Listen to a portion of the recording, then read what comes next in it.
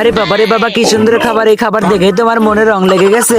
দেখে তো মনে হচ্ছে একদম ইয়াম্মি খাবার। এরকম খাবার যদি আমাকে প্রতিদিন দেয় তাহলে তো অনেক ভালোই হবে। আরে খাবার সামনে রেখে এত কথা বলতে হয় না, তাড়াতাড়ি করে খেতে শুরু করি। আরে বাপরে বাপ, এই খাবারটা এত সুন্দর কেন? মনে হচ্ছে যেন অমৃত খাচ্ছি আমি। আরে কাজ করতে করতে একদম জীবন শেষ হয়ে গেছে, তাড়াতাড়ি একটু বাসায় যাই। আরে রাজু তো কাজে গেছে, রাজু যে কোনো সময় আসতে পারে, তাড়াতাড়ি রাজু আসার আগে খাবারটা খেয়ে নেই। আরে এটা তো মোটু। আরে মোটু, তুমি আমাকে তুই একা একা খাবার খাচ্ছ, দাঁড়াও তোমাকে দেখাচ্ছি মজা। আরে এই তো একটি অসাধারণ বুদ্ধি পেয়েছি, তাড়াতাড়ি মোটুকে ফোন করি। আরে মোটু তাড়াতাড়ি ফোনটা ধর। আরে খাওয়ার সময় কে ফোন করে দেখে তো। আরে এটা তো মনে হচ্ছে রাজুর ফোন। হ্যাঁ রাজু বলো, তুমি কি হয়েছে? আরে কি বলো, সত্যি নাকি? তুমি জঙ্গলে আটকেলে কিভাবে? তাড়াতাড়ি আমি আসতেছি, তুমি একটু অপেক্ষা করো। আরে রাজু গর্তে আটকে গেছে, তাড়াতাড়ি আমাকে যেতে হবে, তাড়াতাড়ি রাজুকে আমাকে বাঁচাতেই হবে। রাজু একটু অপেক্ষা করো, দাঁড়াও আমি আসতেছি। আরে এই তো দিলাম তোকে মজা, দেখ কেমন লাগে।